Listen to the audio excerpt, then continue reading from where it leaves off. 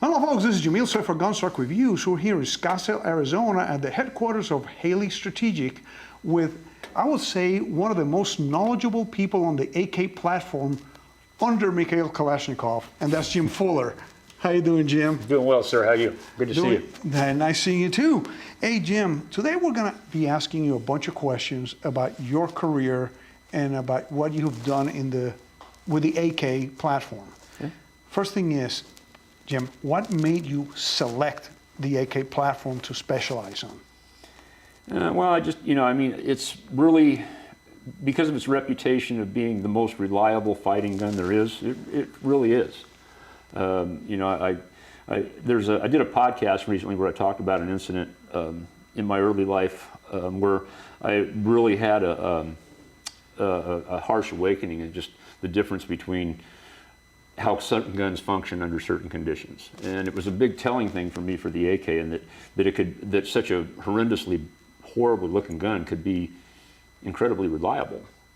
At the same time, when a brand new gun could not work and get somebody killed. And when it comes to the whole purpose of a gun, now let's face it. I'll be perfectly honest here. I'm at one with my furry and feathered friends. I don't hunt. I own guns for shooting bad people. That's what they're for. That's what the Second Amendment is all about. And so now that we have that out of the way, we can continue. There you go. Yeah, but it's a lot of people badmouth the AK because it's, like I say, it's ugly. But no, I find it to be so refined and so... Well, here you have two versions sitting on the table here that are kind of the gauntlet of ugly, pretty, whatever you want to call it. Yeah, this one has been run hard and put up wet. This one you built for me in 2015. Yeah, it's a while back, yeah. And it is shiny and pretty and gorgeous, and the wood is... Well, you wanted something presentation grade at the time. And we did photos with it, and now I want to make it ugly, so that's a different video. Yeah, we'll get into that. We try to discuss that a little bit. Yeah, but you decided to start working on the platform, and let's face it, a lot of people out there in the YouTube world are experts in the AK world, but they all learn from you. Well, a lot of people did. I've been around doing this for a while, but there's some pretty talented guys out there. Mark Krebs has been around longer than I have.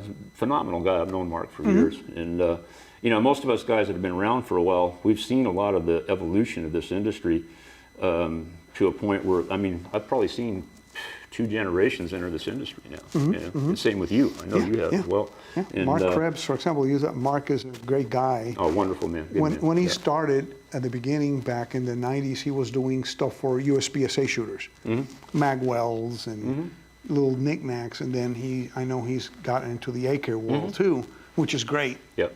So yes, he was never much of one. He didn't build a lot of them. He used to do a lot of Saiga conversions and stuff, but he was really skilled with the work he did. And I got to know him early on because back in those days, before Instagram, YouTube, Facebook, things like that, you didn't really have any way to research this stuff. You were just raw internet if you had internet. I started working on these guns before there was even really solid internet. So we had to just go wherever we could to find information. A lot of the stuff was self-learned.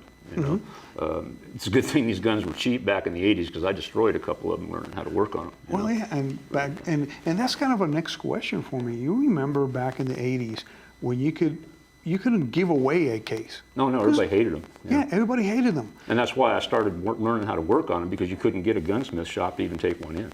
No, yeah. And in the 80s, mid to late 80s, you could go to a gun store. I used to live in the People's Republic of California before it was completely socialistic. Same here. Yeah. And you could go to a local gun store and buy an AK for a couple $100. Chinese, most of them were Chinese imports. Yeah, an SKS was like $100 maybe. Less, $75. Yep. The one I just refinished, I took the lacquer of the furniture and oiled it and sanded it, oiled it, and stained it, made it look really neat because I wanted a different look. It used to be that guy behind the camera back there. I did. So it's kind of interesting how the popularity started growing, and now a Chinese AK from the 80s. Well, they're very collectible now because of in the 90s, Clinton banned all the import of them. I understand that the ones they make now aren't anywhere near as the quality as the ones that they imported back in the 80s. But No. those ones back in the 80s, I mean, most of them are still around. Yeah, well, You know, I mean, I hear people, oh, those cheap Chinese guns are just piece of shit. They put that stupid bluing on them and they rust. And you're like, yeah, well, they're still around and they're still fucking shooting. Yeah. You know, excuse my language. You know? yeah, we can always bleep you out politically. But no, I mean, you gotta be honest about it. You know, these old Chinese AKs were just still going around nowadays.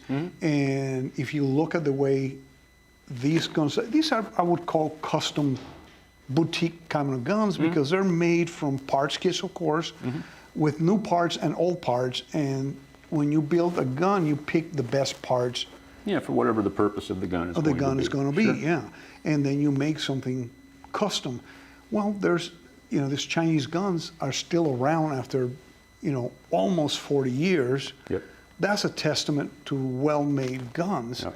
And of course, if you find a Russian one, then you're looking Well, at. we never had the imports of that kind of stuff like we did with the Chinese. Most of the stuff that was imported in America was mostly Chinese. We got a lot of Hungarian stuff, Yugoslavian stuff, but there was never really a lot of Russian stuff imported here. You know, the Cold War, all that stuff. You know, we weren't going to import guns from them. I mean, we're back in it now. You know, I mean, we started getting the Saigas, you know, which were Saigas they call them over there.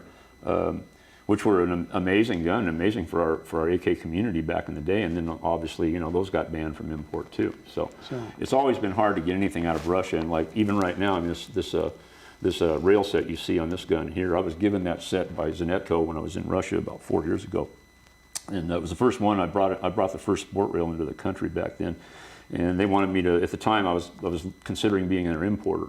You know, we weren't at war at that time, or they weren't at war at that time, and. So it was considerable, and then when I got tied up here, I couldn't do it because we do government stuff here, so I couldn't deal with Russians anymore. So somebody else kind of took it over, and he ended up bringing in quite a bit of stuff, and then finally Customs just seized his latest order of stuff.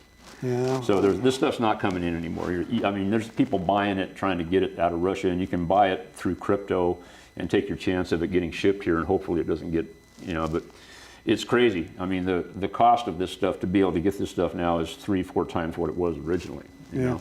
And you know, we built a lot. This is a 105 here with this particular furniture on it. It became a very popular model. We built quite a few of them out of here, and you know, people provide the parts for us. So they've you know, scrounged and done whatever they could to find all this stuff to be able to build a gun like this. And they end up with, you know, some of these guns are going to have $3,000-4,000 just in their parts. Yeah, You know? and that's what was going to my next question is, like, you do teach people how to build AKs. Yep. And it's totally different. We have done here on the channel how to build an AR. Well, an AR, you get the parts and you slap them together, and It's very modular. It's easy yeah, to it's do. very modular. It's like a Lego toy for grown-ups. Sure. So Yeah. you can slap it together, and here it goes. An AK is not that. No. It was, you know, the AK was designed when modularity wasn't a thought. Yeah. You know, it's I mean, I've often said that, you know, building an AK is a lot more like blacksmithing than it is gunsmithing. You know? Yeah, I mean, know. You're beating on stuff, you're using presses, hammers, all kinds of stuff. Yeah, because you have to rivet all sorts of parts into it. The trunnion here, the barrel goes in the trunnion, then you got to do the headspace and. Yeah, it's not at all like screwing a, you know, it's like even, you know, like an AR. You know, you want to change your bolt in your AR, you just go buy a bolt, change it. You can't do that with an AK. No. You know, Okay. you might have to check. If you had 5 bolts, you might find one that'll headspace to it, out of 5, maybe. But you can't just drop a new bolt in one of these guns because there's things to be considered. They're not modular like that. They're not perfect like that. But they're infallible when it comes to dependability. Yeah.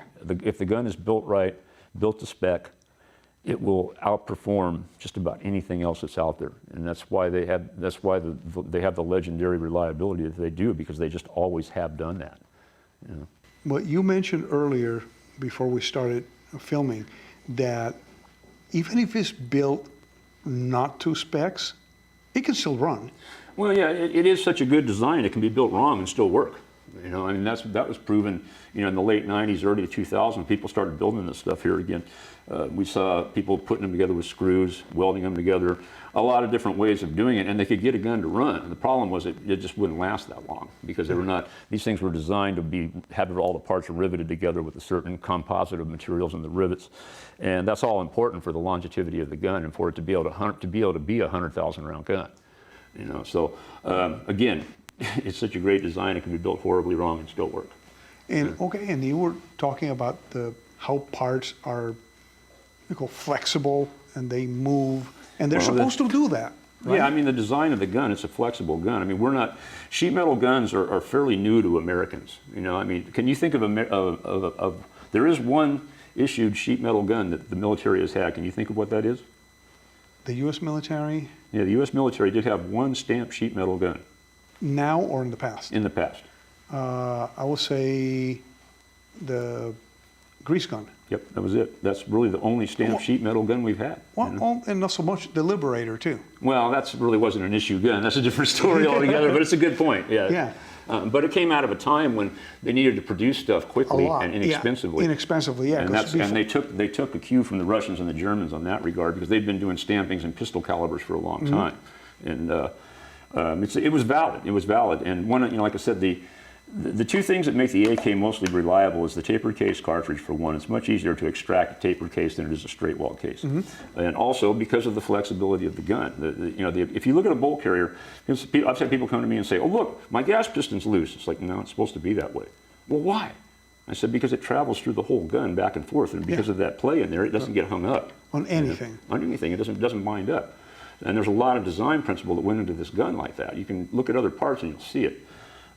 I've had people say, "Oh, that's crazy. That's bullshit." Well, study it and you tell me a better idea. Because I've spent a lot of years with this gun, and I think I know it pretty well. Yeah, you do. I mean, your reputation precedes you when it comes down to the AK platform and how many you have built, how many you have gone through your hands, and how they are still around 5-6 years later. The gun is still. And I still learn stuff about this gun every day when I play with it. But that's also part of where. When you think you know it all is when you start walking backwards. Yeah. You know? And so I never take that kind of attitude about this gun. I always look for something new to discover about it, and always look for ways to make it better. Absolutely, and I see some of the modifications you have done, and you have coming on new products. Yeah, we were looking at some of the stuff. Yeah, so stay tuned. As soon as that new product comes out, you'll be out, and we'll bring it to you, and we'll take it to the range too. Oh yeah, yeah. Yeah, so we'll definitely go shoot them. And that's something I want to do, because this is a rifle that you say could be close quarter, could go up to 600 yards easily. Yep. And be effective at 600 yards. Oh yeah. Right. So and in 5.45, 5.56, 7.62, you can hit stuff at that distance, but that round's starting to lose some gas at 600 yards. Yeah. You know, if it goes transonic at 550. So beyond 550, I mean, you can hit stuff. I was watching Haley. He was shooting his AK at 1,000 yards. And I go, really, dude, what are you doing? What's your holdover? He said, 32 feet. Really?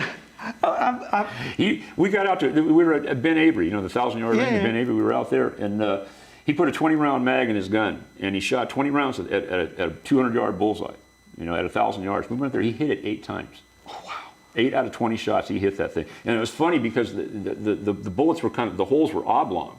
Because they were coming down. Well, and that's true too. I mean, sometimes you guess, but sometimes you know more or less, okay, I'm going to hold over this much at this distance. And well, it's like, you know, I run an aim point, a scout mount aim point on my AKs. Almost all of them I run this setup on. I have an ACOG that's on a quick release that I can throw on the back here if I want to. But if you know your holdovers, I can hit man-sized targets with this red dot out to 600 yards easily. I've done it out to 700 yards. I know my holdover is about 84 inches at 700 yards. Oh wow! So no, that's a flatter cartridge too. It is. It's a flatter cartridge, and in 5.56 you can tune it even more than that. You know, we've been playing with 5.56 a lot lately, and it's not the best round for the AK. It really wasn't. The AK wasn't designed for that high of a pressure round, but it can work. You know. Well, back in the early '90s, I was given in a trade a Polytech 5.56. Yeah. And dummy me, I sold it. I'm still kicking myself in the butt over that one because. Well, they're kind of cool, but the mags are expensive as hell. Yeah. And very hard to find. But back in the 90s, the steel was still cheap. Yeah. You could still go into a gun show and find them for 20, 30 bucks. Well, now that's not the case. But yeah, we have a lot of things to talk about, but we'll do it in other videos. For now, I do appreciate your time and for being here with us and giving us an overview on the AK platform. And we'll go into detail of other things, whether it's the new rifle, the classic looking rifle, and the modern AKs made in the US, which Jim has opinions about them because they're not that bad, right? No, they're not the best, but they're not bad. I mean, So- everything has a place, and we're going to talk about that. Yeah. So, hey, thanks a lot, Jim. Thank you, sir. Pleasure. Hey, and like always, guys, please remain healthy, stay safe, and definitely have fun at the range. Thank you for watching Gunstock Reviews. Please visit our website at www.gunstockreviews.com for more exclusive content. Please visit our Patreon page at www.patreon.com/gunstockreviews. Your contributions would be greatly appreciated and help us grow our selections and frequency of videos.